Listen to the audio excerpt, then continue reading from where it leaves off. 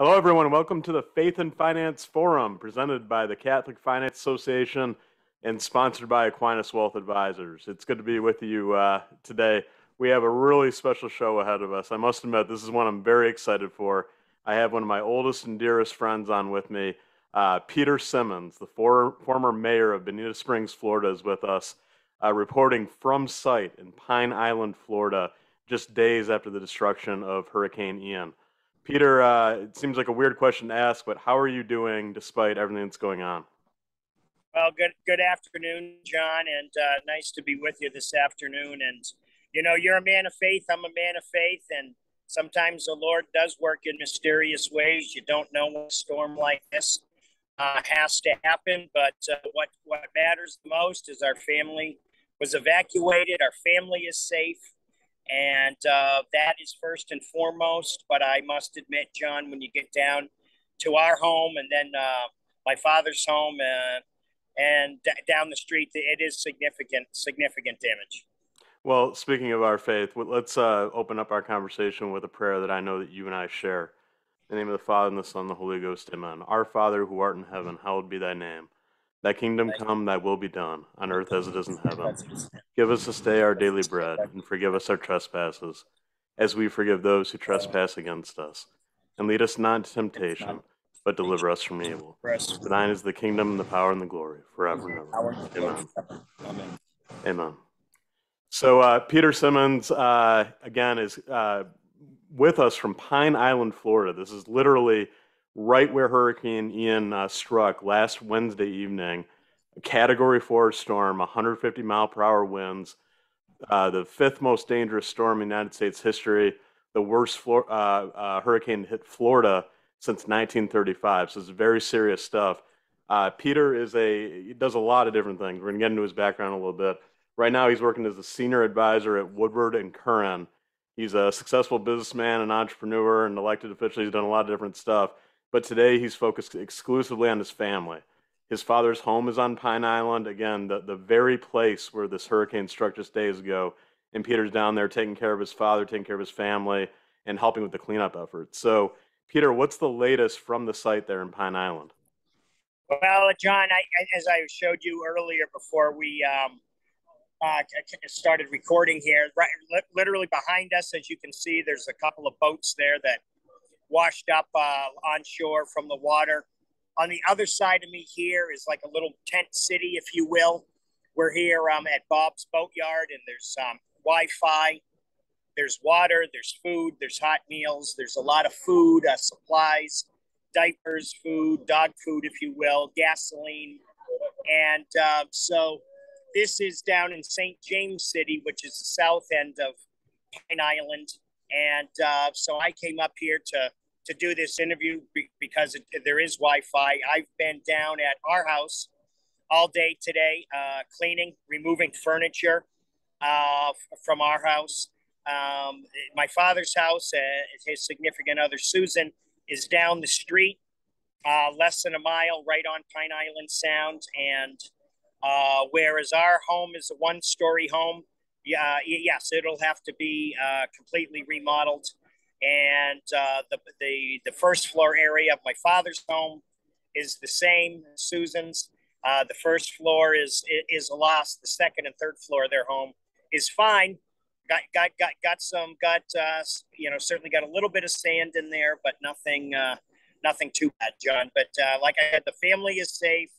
The buildings and the materialistic things will be replaced in due time. Right now, Pine Island is accessible only by boat.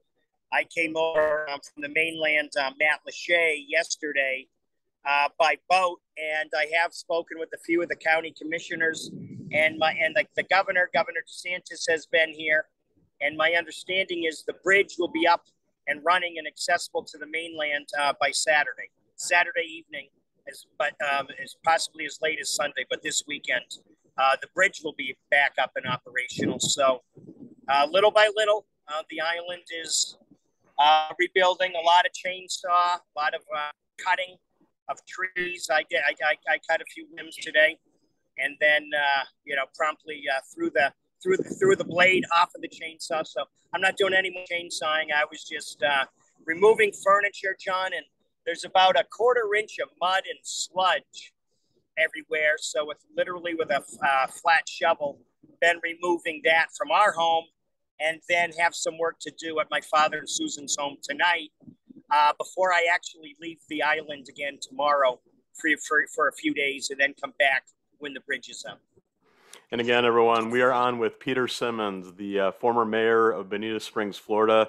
He's broadcasting today from Pine Island, Florida, where he just arrived yesterday, just days after landfall of Hurricane Ian. So, Peter, I know 105 people have lost their lives so far. That was the last report I saw just a few minutes ago before we jumped on. Tragic loss of life. Just the devastation is on a really high level. How would you characterize the way the people of Florida are responding to both the property destruction and, even more importantly, of course, the loss of life? Well, life is very sacred, as we all certainly know and agree upon. John, yes, unfortunately, I must say I do personally know of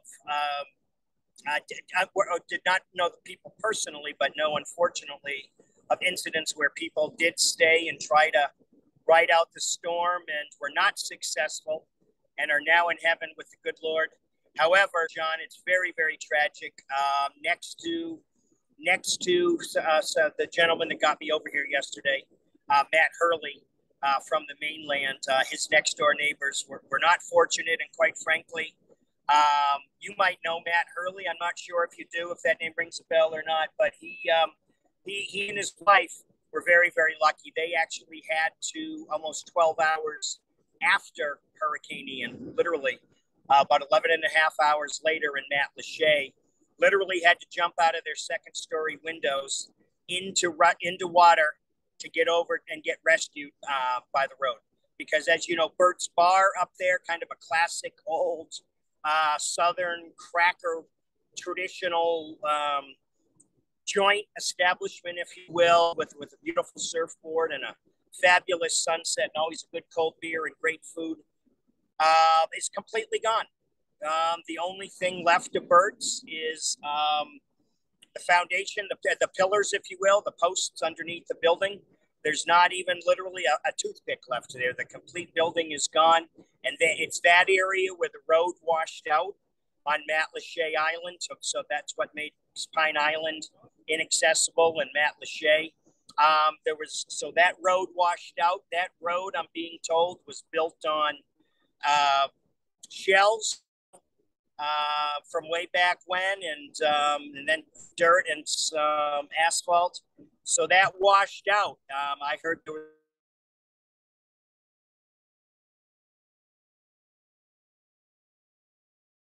Sanibel, as you know, John, Sanibel Island has also lost access via bridge. So this is when, this is some tough times. I'm not going to beat around the bush. If you could have seen what I've seen today, and how quickly down here, unfortunately, after things flood and after a hurricane with the heat, the mold and the mildew, and as devastating as the water damage and is to, there was literally 5 feet of water in our home. If you don't get the furniture out and things taken out, it's the mold and the mildew that's really going to be even worse, if you can imagine that. Peter, just seeing your face and hearing your voice, it just reminds me of the good times you and I shared in Southwest Florida, living together there for many years as neighbors and members of the community. It's a very special place to me. It's a very special place to this program, and of course to you, your hometown, your adopted hometown. The geography of the area is very unique. These islands that Peter is referencing are off the coast of Southwest Florida. Pine Island in particular is kind of, I don't want to say remote, but it's a little bit further off than, say, like some of the closer ones like Sanibel, which one causeway connects to the mainland. Pine Island's kind of out there, and then there's islands even beyond Pine Island, which were the first to bear the brunt of Ian's fury. So this area that Peter's describing, it's just very, very exposed to the damage of a hurricane hitting the way it did. Is that a fair way to describe it, Peter? It absolutely is. Like, for example, behind me, if you were able to, as the crow flies, as they say, I think about 3 miles you would be on Sanibel Island. However, to drive to, and that would be heading west, because Sanibel is the first island, westernmost island. But to drive there, right, you have to go out, you have to go north, get off of Pine Island, go through Matlacha, go through Cape Coral. It would take you over an hour to get there. So yes, the topography is very, very unique. Captiva Island, short for not a quick history lesson, short for Captive Island, where the pirates. I mean, these waters have been traveled for hundreds and hundreds of years, and like John knows, and so many other folks that are from the West Coast, there's a lot of water here on the West Coast. The problem is with a lot of the big ships, it's not deep like it is on the Atlantic side. But, there's a lot of mangroves here. There's a lot of barrier islands. There's a lot of remoteness. Like I said, I mean, all of a sudden, if you can't drive here, which you can't right now and have to get here by boat, you'll feel how remote this island is right off the bat. But you see the good in people. I've heard of a couple of incidents of maybe some bad in some people. But for the most part, like I said, there's probably, no exaggeration, I'm going to say 4 dozen people in front of me here, either helping people with supplies or handing out supplies. Behind me here, you've seen a couple of boats that have washed ashore. The fire department is here, and you have gasoline and 5-gallon containers over there. And you just, people are banding together, John, and helping each other out. But yes, it is very, very remote, and will be much more accessible and a lot easier accessible when the bridge goes back in this weekend. Governor DeSantis did expedite that, and I have had a few conversations. And when I came out yesterday, I could see the dump trucks bringing the sand in and the fill, connecting to the Matlacha Bridge. Not only on the Matlacha Bridge near Burns, the water, or did the road wash out, a secondary bridge into Matlacha is damaged as well. So that's another area that has to be fixed before people can drive safely onto the island again. Peter, a quick question about those bad actors that you mentioned. There's news reports that there's looting on Pine Island. Have you seen any of that or heard about any of that? I have heard about it. I have not seen any of it. And what I would say to you is I've seen a few home signs of people warning people not to come onto their property, or there's going to be a problem. I have heard about that. I haven't heard anything in particular. I have heard that some people on Pine Island and some of the other islands don't like to be told by the authorities what to do, like, because the Army National Guard is here, right? I've in full armor and machine guns, if you will. In fact, I'm looking at a couple of right now. They're here to keep law and order, if you will. There is no Lee County Sheriff's Office. There is no Pine Island and Andy from Mayberry PFD. I mean, there is there is no law here right now, but actually there is here. There is law right now, and it's the Army National Guard. Yeah, so I mean, bottom line is if you're thinking about doing some looting on Pine Island, just be aware you may run into the Army National Guard, or you may just run into a well-armed Florida citizen, willing to defend his or her home, and it's probably not a good idea, right? Right. Well, the Second Amendment is alive and well in Pine Island in the state of Florida. I can assure you that. Any anecdotes you can share with us from your conversations with the governor, Peter? I have not spoken with Governor DeSantis, but Governor DeSantis was here meeting with people that I have spoken with, and he's expediting, obviously, the bridge so we can have access to the mainland. He's expediting supplies and services, and not only here, but around the state, although certainly Lee County was ground zero, if you will, in Charlotte County, and certainly to an extent Collier County down in the Naples area. But Governor DeSantis is leading.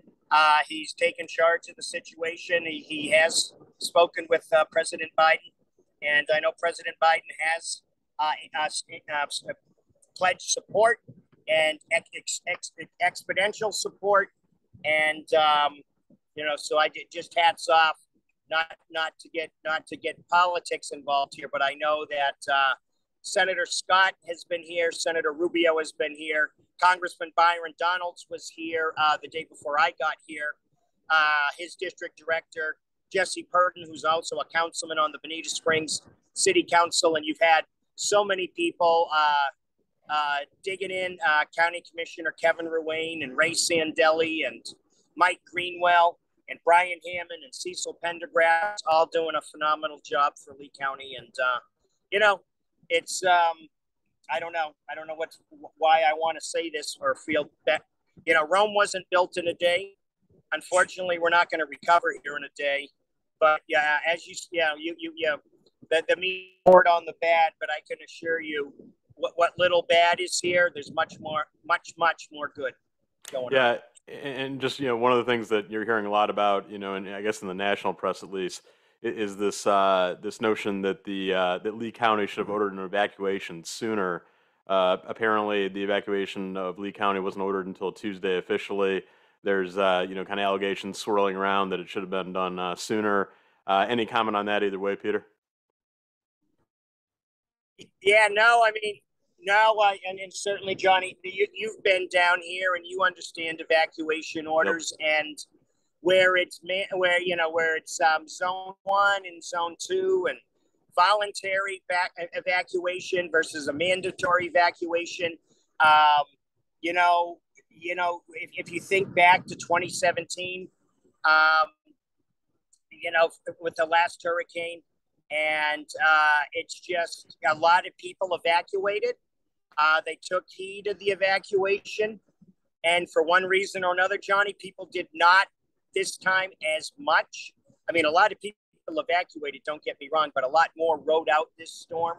And I can say, tragically, unfortunately, up in Matlacha and some of those places where the buildings are older and smaller, if you will, old kind of cracker homes, they call them, the old wood structure.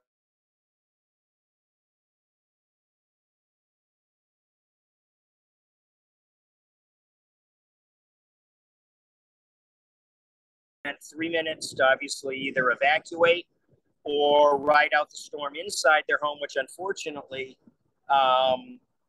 some people were able to pull through and others weren't. But it was a very violent storm. It was a very where you think back to the hurricane in 2017.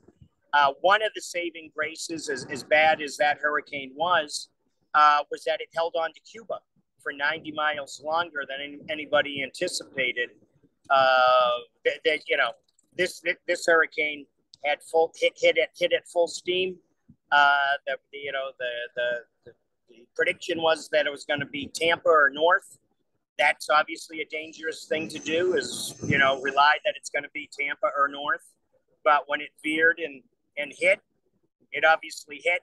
And obviously, you've seen the pictures of not only Pine Island and Sanibel Island, but Fort Myers Beach has been devastated. Bonita Springs, where I was the former mayor, I've been in contact and seen several things down there. Even in Estero Bay, John, a complete home, intact, off its foundation, obviously, floating and going with the current in the Estero Bay, right? In Estero Bay, out by the Bonita Bay Towers, John, right? So you have a point of reference to where this was, a home floating through the bay.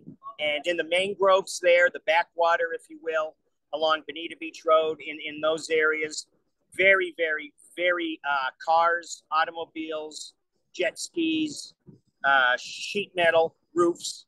It's the devastation was very, very substantial. Boca Grande, which has a lot of history, certainly with the Bush family and the prowess of the tarpon fishing up there, very historical, quaint area, really was hit hard. Punta Gorda, so many communities. John, it's extensive. Folks, we're on with Peter Simmons, the former mayor of Bonita Springs, broadcasting to us from Pine Island, which was kind of ground zero just a few days ago of Hurricane Ian's impact. Peter, you've like me, you love history and you love Southwest Florida. I just hearing you describe it, both the devastation, both of the reaction that you're a part of right now. We're seeing the cars and the volunteers and the citizens rising up to rebuild Pine Island right now, which is inspiring. I just wonder, I mean, do you ever think that maybe this is like, Chicago in 1871 after the Great Fire? And maybe this is you don't choose this. You never want this, of course. I mean, it's tragic, but at the same time, doesn't it bring out the best in people and it brings people together? It inspires people to put their differences aside and just dive in and do the work that needs to get done to rebuild. I mean, are you seeing some of that attitude, some of that spirit? Without a doubt. I mean, for example, it's a little bit painstaking detail, but for example, let me walk you through how I got on the islands yesterday. So I had pre-arrangements with my friend Matt Hurley to meet him. Well, and God bless the Army National Guard, but they shut Pine Island Road down. You could come in off of Pine Island, but about a quarter mile in. It didn't matter that we owned a home here. They're just, unless you were an emergency response vehicle or helping, a construction vehicle, if you will, they weren't allowing any more cars. So I call my friend. He meets me at the public parking lot, comes and gets me. I come in. We're told by security that he can't come back in, even though he lives on Matlacha and is not an emergency response vehicle. But he's been coming back and forth all week. Finally, he allowed us to come on the island, so we just barely got on the island. We got to his boat, got into his boat, went by his house, went under the Matlacha Bridge to the west side of the Matlacha Bridge. We docked. I had a dolly. I had a cooler. I had a case of water. I had some gasoline. I had a chainsaw. I had some supplies, and everything was on this dolly, plus a couple of handfuls of other gear. Well, okay, so then we walked up. Then the bridge was up. Okay, so then you had to take all his supplies off the dolly, cross over this small bridge, if you will, like a bridge going to a bridge where the road had literally given out. So we get the supplies all over there. Then on the other side of the bridge, we meet some people. I start talking to them. See, I have lined up because obviously with the bridge out, no cars on, no cars off, obviously, and all of our cars were gone. So some friends of ours, the Bailey family that live in Bokeelia, offered to let me use their car. Well, that's great, but their car was 4 to 5 miles away from where me and all the supplies were. So these people, they offered me a ride to pick up my car and all of my supplies. So we did that. After I got my car, I was pulling out of the Bokeelia, out of Bokeelia, kind of up pretty far north on the island. I saw a woman with a suitcase rolling it down the side street, and I just gave her a ride so that she could come stage and get on a boat. And she was actually trying to go home. She was checking on her parents' home, and she was going back to Fort Lauderdale. So complete strangers giving each other's rides, lending people vehicles, lending people ATVs, and for what little looting and sensationalism. And look, it happens, but there is, like I said, and as we've mentioned, much more good. Strangers helping strangers, and the community, an already tight community, as you know, a sleepy little fishing village, with some nice, beautiful sunsets, really helping each other out. Praise God. And Peter, just thank you for that detail. Actually, that's exactly what we're looking to hear is what it's like from the ground, and just the optics of you stopping to pick up the woman with the luggage. I mean, that's what it's all about. That's really deep and really descriptive. We appreciate that. Peter, people that want to help, people all around the country that want to make a contribution and just be there for people in need. What's your suggestion that they do to support the people that are struggling in the wake of Hurricane Ian? Well, there's just so many great charities and so many outlets, if you will. I don't know, as we know, there isn't any just one outlet. I mean, certainly people are down here. I mean, I guess if people were looking for a geography, I don't, Lee County certainly was very, very ground zero, hard hit. Any charitable organization in Charlotte County or Collier County as well. I mean, certainly around the state, but those three counties were certainly hit extra hard. There are, a number of wonderful organizations, John, and certainly maybe we could provide the folks with a complete list afterwards or what have you. But, there is, there's a lot of people doing a lot of good down here. Excellent. We'll keep looking into those opportunities, and we'll focus on Lee County and that area around Fort Myers and Cape Coral that was so badly hit.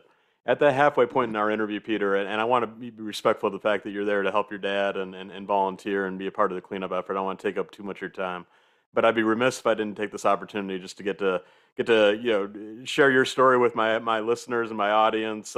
You and I, to say we go way back, I mean, it seems like an understatement. We've been friends for a long time across multiple states, and we just walked together a lot. My audience doesn't know you as well, but you're one of my more interesting friends. You've done a lot of unique things and had a lot of accomplishments, but really, who you are at your core, I know because I know you so well, is that you're a family man. You're a man that loves God, loves his country, loves serving others. But you've had an interesting professional run too. So just real quick, start from the beginning. Where were you born? Where did you grow up? Just tell us a little bit about your family.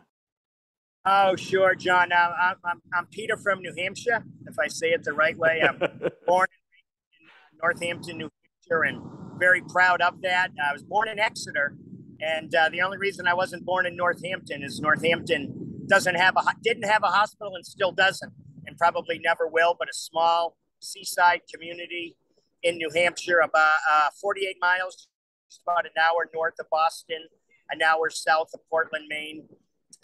Grew up, in a colonial house, and a younger brother, and we were obviously active politically. My father, I was actually, to date myself, but for everybody else, I was born in March of 1967, and in November of 1968, my father went to Vietnam with the New Hampshire National Guard and came back a year later. Praise the Lord. A year later, my little brother Johnny was born in 1971, and in 1972, my father was elected to the New Hampshire House of Representatives, served in 1974 under Governor Meldrum Thompson as New Hampshire Fish and Game Commissioner, so very active politically, if you will, and with New Hampshire being a first in the nation primary state. In 1996, I was working for Bob Dole's presidential campaign, and unfortunately, he lost his primary in New Hampshire. But that's how I got to Michigan. I went to Maine and Michigan, and when I got to Michigan, I met my future father-in-law, Bob Lyons, and his best friend, Joe Fitzsimmons, who was running for U.S. Congress out of Ann Arbor, Michigan in 1996. So, as I like to say, I took a 6-month job in Ann Arbor, Michigan. I never meant to leave New Hampshire. And for people that know me, they know that's right? I haven't lived in New Hampshire since February of 1990.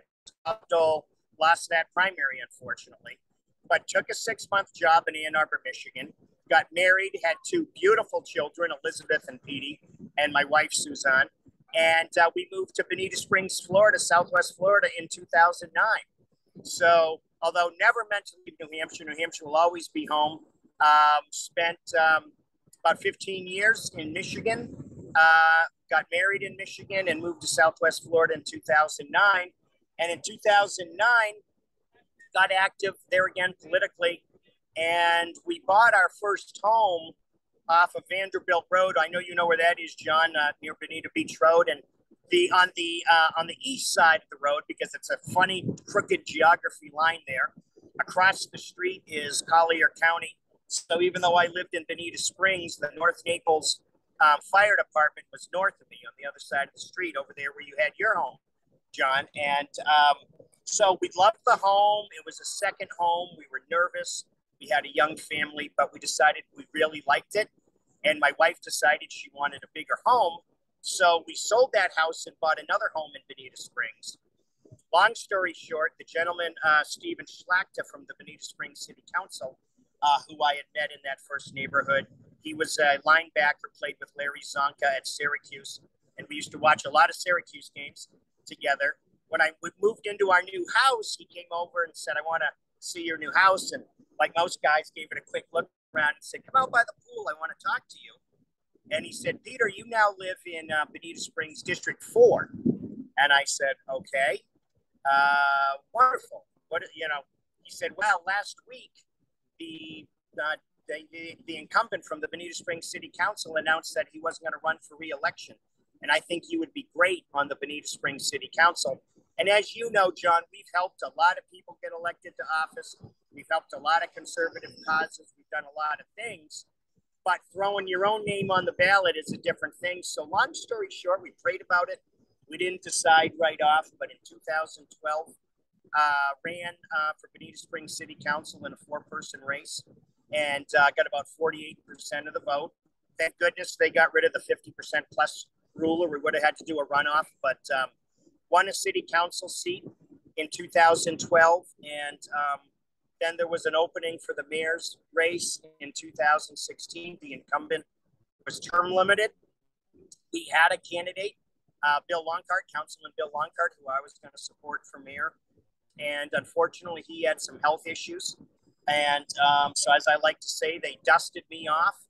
Right, I was our sides, our teams, our and I hate to say that, but unfortunately, there's at least 2 camps in the political process, and so they dusted me off, and then I just started knocking on doors where I had knocked on 4,000 doors in 2012, knocked on over 10,000, did a very early targeted mail program, and pulled off really it really was an upset. You lived here, nobody expected me to win. It wasn't my turn. The estate, and if you were a big name in town, and God bless you, like in our town, like I said, it was no different in New Hampshire where I grew up, or Michigan where Suzanne grew up. But I was new in Bonita Springs. I get that, So, but if you were a recognizable, respectable name, and I say with all due respect, chances are you weren't supporting me.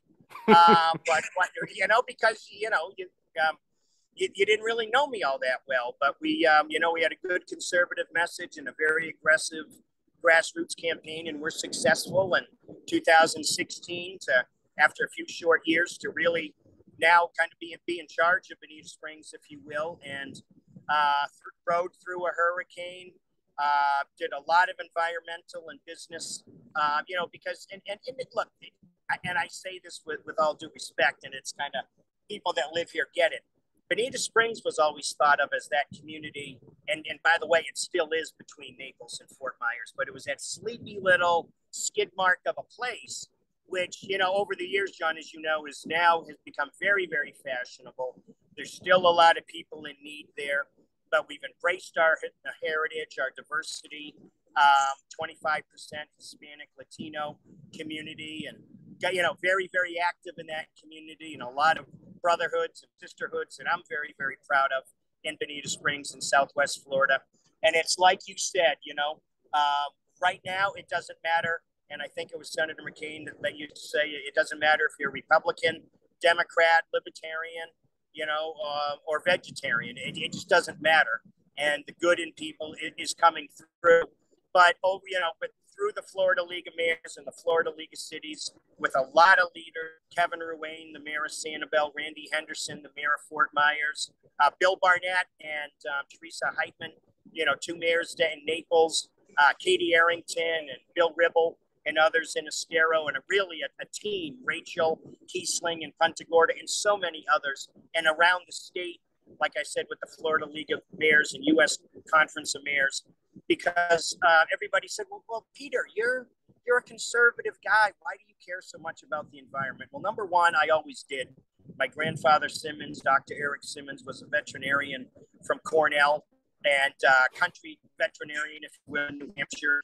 I always used to go to the woods of northern Maine, and we still do. So Mother Nature was always dear on our heart.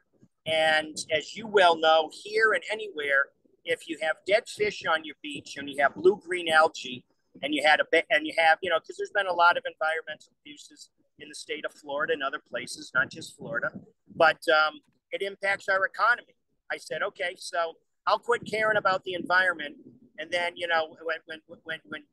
when nobody wants to book a hotel room or tourism doesn't want to come to Southwest Florida, I think you'll see soon.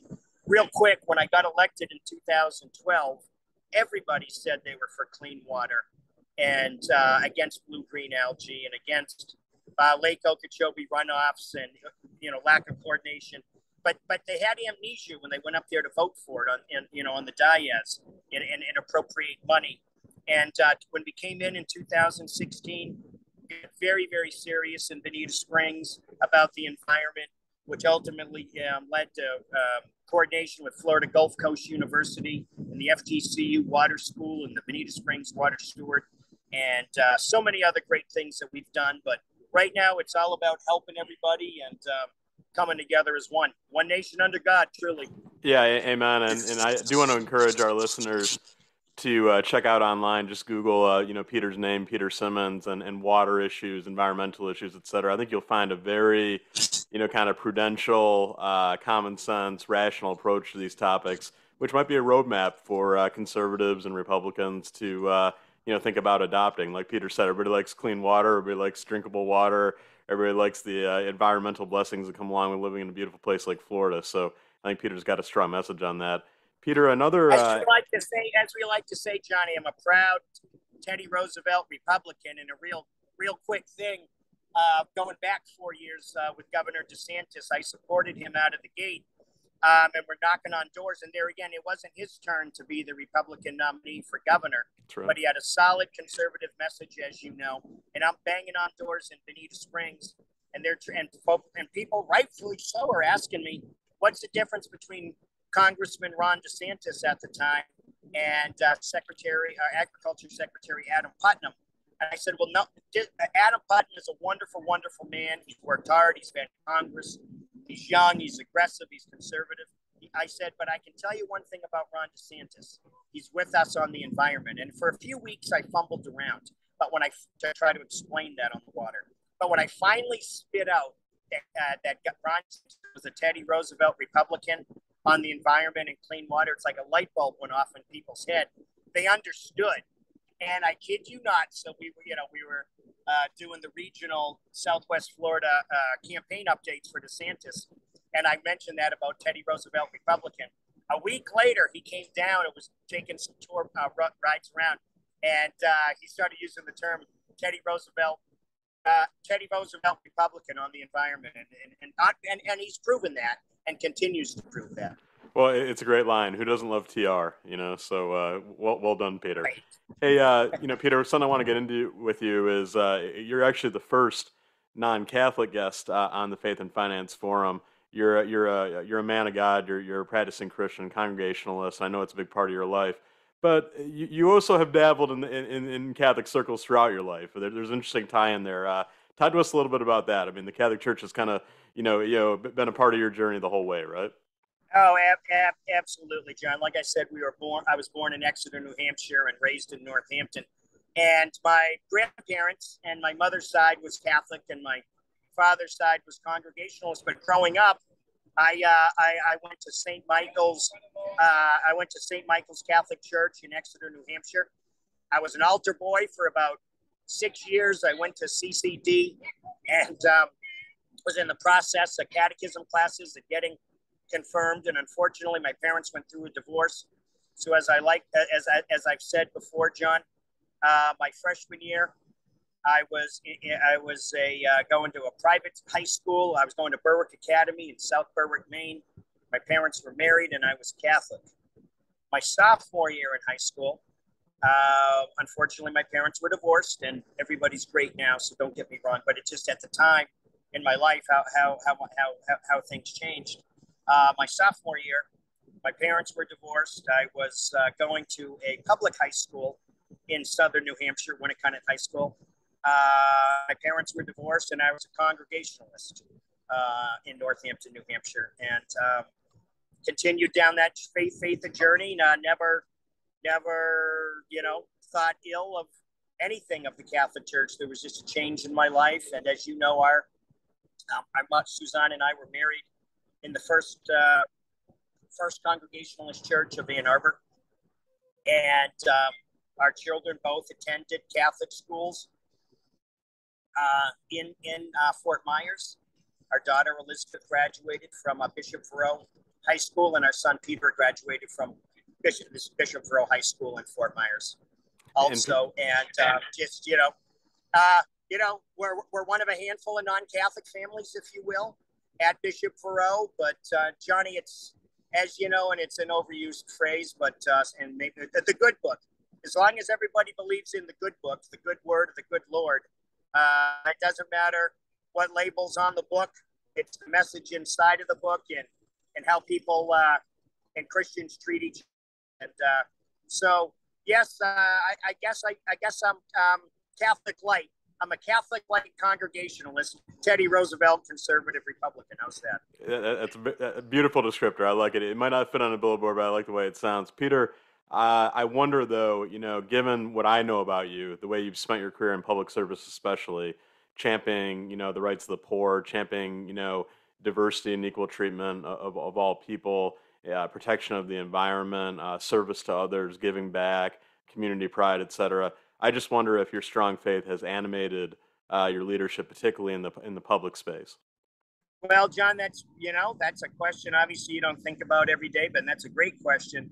I like everything. Let me answer it this way.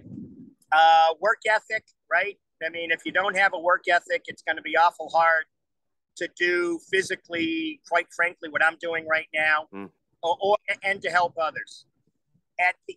Through there and somewhere in that process, if you don't have the spiritual strength, once you've done the physical work, you're going to physically collapse. So you need physical strength, John, and you need the mental strength and the mental spirituality. So yes, it's a combination of both, and I do believe, yes, it absolutely does help. And actions do speak louder than words. Unfortunately, there's good and bad in everybody. There's good and bad Christians. There's good and bad non-Christians, John, unfortunately. And you just step up and you just work and help and do the best you can. I mean, I make mistakes. I make a lot of mistakes. No, thank you very much. Thank you. I just got offered a beer. Thank you very much. I don't know if you could see that on camera. Could you see that? That was awesome. That was epic. Yes, that was great. He won't be long here. Don't worry. No. But there's plenty of water and there's plenty to drink, but everything is warm. I mean, but that right there, that just shows an image of what's going on down there. Hey, can I throw you a beer? Are you okay? Do you need anything? I love what you just shared. Hey, Peter, yeah. When I think of you, what comes to mind though is your identity as a family man. I mean, that's what I think of. I mean, you're always talking about your wife Suzanne. You're always talking about your children, even your own parents, your brother. Like that always comes up. Just almost instantly when you talk to Peter Simmons. Your family is a huge part of your life. Just comment on that and give us an update on your kids because they're both doing really cool things, really really exciting things, and I know you'll want to share that with us. No, I appreciate that. And for some of those people who are saying, "Oh, wait a second, you just were the mayor of Bonita Springs 2 years ago. How'd you get to Pine Island?" But we were empty nesters, and we were ready to get for a change, if you will. As I like to say, whether our blinds were open or closed, or whether our garage door was open or closed. After 8 years, and I say that tongue in cheek, that wasn't news in the neighborhood. However, it kind of was. So when we looked at buying another house in Bonita Springs, my father had a house that he was looking at selling out here. So we said, so we downsized, empty nesters. It was a combination of being empty nesters, a good economy, if you will. And so we did. We sold our house in Bonita Springs and have been out here just over a year or so to be closer to my dad. And, my mother's down in Naples and she's doing great. And, but it was a good time in our life, John, for a change. Like I said, we gave it a great 8-year run. I'm proud of the 8 years in public office. I wouldn't, but it was time for a change, a time to whether to run for Congress or run for another 4 years as mayor. But all of that to say, we knew that it was time to really supercharge with our children in college. Our daughter, Elizabeth, who's at Florida State, but our son, Peter, also plays football, and he played football at Bishop Rowe and now plays football at the University of Michigan. So this was really an example, John, of where, we were at the football game last week. This would have been a clear example of, not that my heart's not with South Florida, it always is and always will be, but there isn't going to be a hurricane, or there isn't going to be a call to duty, if you will. Unfortunately, that's going to get in the way of anything that Peter Simmons III, PS3, PeterSimmonsFootball.com, by the way. There you go. I spit all that out. And our daughter did a TikTok video of Petey going up to Michigan last year that got 850,000 views. So it's a fun time in our family. We were at Florida last weekend. That's what, partially we had these weekends planned with the children. And yes, it was a time to evacuate here. And I came down Monday, but, there was nothing going to get in the way anymore of us going to a Michigan game or us being with our daughter last week in Tallahassee. But now it's about, being down here and helping out and getting cleaned up and keeping on. But, our family is everything. I mean, without it, my Suzanne, a good, strong mother. We raised two wonderful children. Nobody's perfect, but we love each other, and literally talk every day, and just, very, very proud of what they're doing. They're two children of faith as well that, went to Catholic high school, John, like you said, and attended regular mass, and did, some fabulous things in high school. But they are doing great things. It's all about them. It's all about public service, but from the private sector side now. As you can see, still involved, John, but now just from the private sector side of things. Yeah, absolutely. And Peter, if we can drill down just a second on, Petey's, what he's got going. I mean, I'm from Detroit. I grew up there, so it's a big deal to play at the University of Michigan. I mean, like you're being humble right now, and as you should be. But I mean, that's a massive accomplishment for any family and any young man, and especially for you, because in your family, especially on Suzanne's side, the Lions side, there's a lot of heritage wrapped up in the University of Michigan. And of course, you and Suzanne lived in Ann Arbor for 15 years, so you're deeply invested in that community, and it's one of the places you've called home. Just talk to us a little bit about what that's meant for you, your family, Petey, to have all these ties and connections to the University of Michigan and have him achieve his dream of being admitted to the University of Michigan and now number 70 on the field playing for the Maize and Blue. What's that like? Oh, John, obviously yeah, thank you for that. And yeah, we are just, swallowed up, if you will, with pride. Or hopefully some humility, but he never quit work.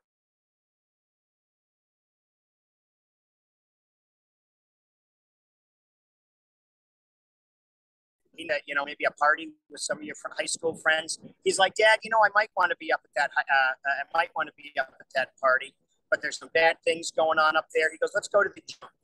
So we'd go down to the Crunch Fitness, and he always wanted it. And University of Michigan was always his goal. Obviously, my wife Suzanne is from Ann Arbor. There's a lot deep history there. Our son Peter, Petey is his nickname, is the fourth consecutive generation to go to the University of Michigan. First to play football, as he's quick to point out. So fourth consecutive generation to go there on my wife's side. And so a lot of history there, a lot of pride. Petey's great grandfather, Suzanne's grandfather, Calvin Zahn, was part of the team that the University of Michigan hired to dig out the hole for the big house in the late 1920s, and was off tickets, but he wasn't a football fan, so he declined. I think it was $100 for lifetime Michigan tickets in the late 1920s, and Calvin Zahn, Suzanne's grandfather, said no, but he had, and for you trivia buffs that wonder how they dug the big hole in the big house in 1928, they figured roughly where they wanted the middle of the field to be. Any guesses, Johnny, real quick, how they dug that hole? I'd love to hear, Peter. I have no idea. Oh, okay. So what they did is they figured where else they wanted the middle of the field, and with oxen and a plow, they started digging a small circle. and just kept digging and digging and digging and digging and digging a circle. And they plowed it out, really. I mean, they dug it out with oxen and a plow. And it took them a long time. I mean, what a lot of people don't know is Thomas Edison was involved right around that time. There were some new light bulbs. So they were running a 24-hour operation to get the big house ready for the opening of the season. And Edison was there with light bulbs, so people had light to see at night. And there's a lot, and it was designed after the Roman Colosseum. And there's just a lot of pride there. And a quick shout out to our son, not only with his work ethic, which was unrelenting, but you got to remember, college recruiting is hard in a normal year. Petey did it in the 1 year of COVID recruiting.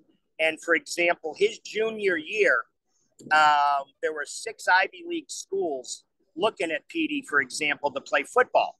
And they all invited him to campus. And normally what you do is, they call it junior days. You'll come, you'll tour the campus, you'll meet the football coach, they'll give you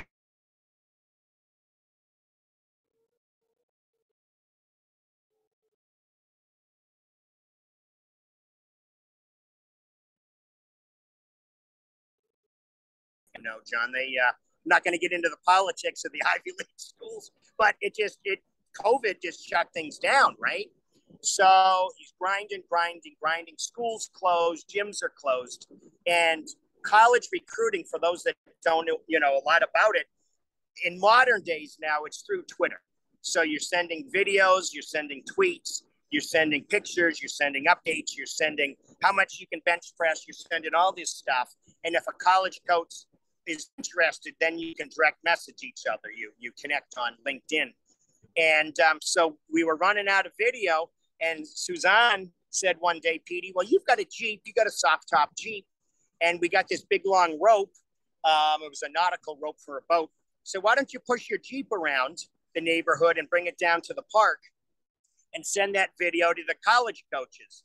So long story short, he did. The college coaches loved it. And so not only did the college coaches love it, NBC2 out of Fort Myers, Florida loved it. And they came and did a story on him, which got him some really much needed coverage, if you will. So he got an offer with Butler University, which is the 1AA program out of Indianapolis, and then got 7 other offers. But we kept sending the footage to the University of Michigan coach, and it was quiet. But when Petey finally made the All-Star game, it was one of the selections for the All-Star game for Lee County, the Michigan coaches said, let's talk. And literally, when Petey received the call, my wife and I weren't there, but Elizabeth was. He fell on the floor. He started bawling his eyes out when the University of Michigan coach called and gave him the offer, and he dropped the phone and was bawling his eyes out. Our daughter Elizabeth picked up the phone and said, Coach, can you hang on a second? My brother's right here. He's just overrun with emotion, and I'm emotional telling. I don't know if you can see that, but I mean, and it happened. And he's a preferred walk-on. I mean, he's not the glorious fair hair child, but you know what? He's a member of the University of Michigan football team. He earned it. He kept working. He is, he's right there every day, and his time will come. And it's one thing that Simmons men, or probably Simmons females, I'll just say maybe in general, need to work on a little bit better. Is we're not really good at patience.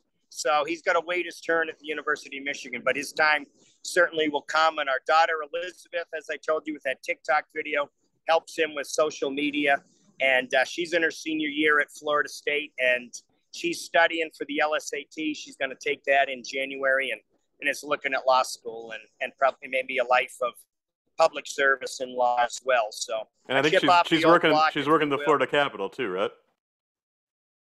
That is correct. That's exactly right. She interned for State Senator Kathleen Pasadomo, who's gonna be becoming Senate President, and she's gonna hunker down, as they say, and study for that LSAT and take that in January, and then she'll reemerge, I think, around the Capitol in Tallahassee.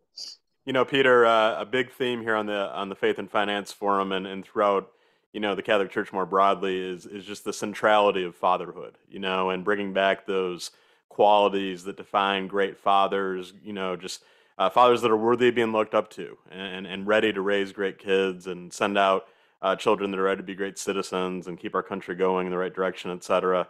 I guess if you had one or two pieces of advice for young dads out there that want one day to have a son that says, you know what, Dad, I'm not going to go to the party where bad stuff is going on. I'd rather go to the gym with you and lift weights instead. What? Just give us one or two tips to raise the kind of kids that America's crying out for right now.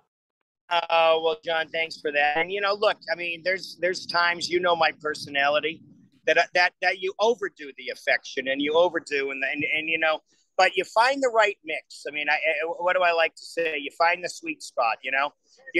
Johnny, you might be ticklish behind the ears. I might be ticklish behind the kneecaps, but through love and dedication and desire to be a good father, as corny as that might sound, and Suzanne, desire to be a good mother. And I go back to love my parents to pieces, as did she. Her parents went through a divorce. We went through a divorce. We were like, we might drive each other nuts, honey, but we're not going to get divorced, and we're going to not do that to our children.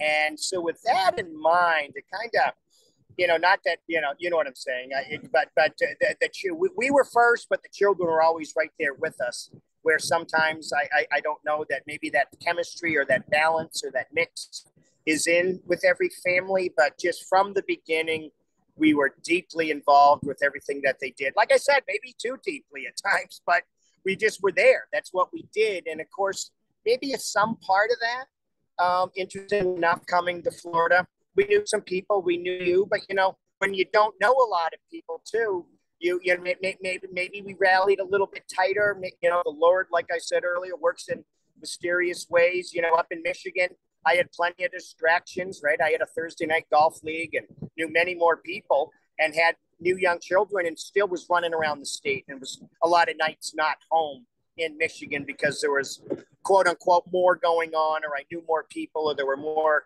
temptations, or the Thursday night golf league, whatever it was. But in Florida, there wasn't that, and it was a double down, a drill down on the children, and it worked, Johnny. And this is all about teamwork, and Suzanne and her strong faith and her strong desire to be an amazing mother and do the right thing, and not care to upset the children because she has a strong opinion, or me, and that's good, right? And everybody, we enjoy each other's company. I mean, we do. We're friends. Yes, we're family. Yes, but we're good friends too, and that it's just very, very, very rewarding, John. Well, Peter, just a couple minutes left here. Give us a quick rundown on what you're doing right now professionally. We know you're at Woolward and Curran as a strategic advisor and helping them out in a very important way. And you always have your hands in other stuff too. But as we're watching the National Guardsmen walk behind you, by the way, very, very good optic there. Wow, very descriptive. But just give us a quick update on what you're doing professionally, what you're working on. We'd love to hear what's latest for Peter Simmons in the workplace. Oh, thank you. Yeah, I'm a senior advisor at Woodard and Curran. I still stay very active with the Florida League of Mayors and the Florida League of Cities through that. Business development around the state. It's Woodard and Curran is an environmental engineering firm. You heard earlier my passion and my love of the water and the environment. And I in the private sector, I found a firm that believed in me and believed in has that same mission, if you will. And Woodard and Curran's been involved in Florida in business since the mid 1990s, but primarily Central Florida, and looking to expand in Southwest Florida and other parts of Florida. So it literally was a match made in heaven, and they have been very, very supportive of me. Get your family, straightened out. I just had a message come in right now from somebody at Woodard and Curran asking, literally right then, about help from the top brass. They're just very, very supportive. We believe in the same mission, have the same values. They're a New England-based firm out of Portland, Maine, about 1,200 people. But they believe in me. I believe in them. And it's a dynamite fit, John. And it allows me to stay active with the environment. It allows me to stay active politically, if you will, in a business development and positive progress and forward moving way, helping communities like LaBelle and Estero, and certainly in discussions with Naples and others, and help Fort Myers Beach we've worked with, and so many others. And it's very, very rewarding at a great time in life. That we're empty nesters. We're on Pine Island. We've got a place up in northern Florida. We've got a place in Ann Arbor for football season. I mean, you know what I'm saying? We're bouncing around. We've got a beautiful place at our daughter's in Tallahassee. You ought to see her condominium in Tallahassee. But it's all about the family. It's a great time in life. Work hard, play hard, and just have faith and keep going forward. All right, Peter. For our listeners that would like to continue the conversation, connect with you, do you have a website or a preferred social media platform that we can refer them to? Oh, absolutely, John. And, certainly if you want to learn about our son's football, you can go to petersimmonsfootball.com, right? If you want to look at us on Twitter, you can look at Peter Simmons III. That's Peter Simmons the third, Peter Simmons III on Twitter. And I am Simmons Family on Twitter. And I think that's where you find us. And of course, we're on Facebook, and the kids are on all those other ones. I don't know that I don't keep up with, but very active. Our son has a Facebook football page. Our daughter Elizabeth keeps up with the website. And thank you very much, Johnny. And anybody that wants to call, do it the old-fashioned way. I'm at 239-822-7745. Peter Eric Simmons at gmail.com. Eric with a C. Hyper transparent as always, Peter. You're one of a kind, brother. I love you. And listen, too, man, take care of your family, take care of your business down there. We've been talking with Peter Simmons, the former mayor of Bonita Springs, Florida, live from Pine Island, ground zero, where Hurricane Ian impacted just days ago. Peter's down there taking care of his father and other family members, helping out with the cleanup effort. We've seen him offered beers in this interview. We've seen heavily armed National Guardsmen walk by, and we've seen a lot of people banding together to rebuild Southwest Florida in the true spirit of our nation. So, Peter, Godspeed to you. God bless. We'll keep in touch. This has been the Faith and Finance Forum, hosted by the Catholic Finance Association, presented by Aquinas Wealth Advisors. We'll see you next time, folks. God bless you all. Thank you. God bless, Johnny. Take care.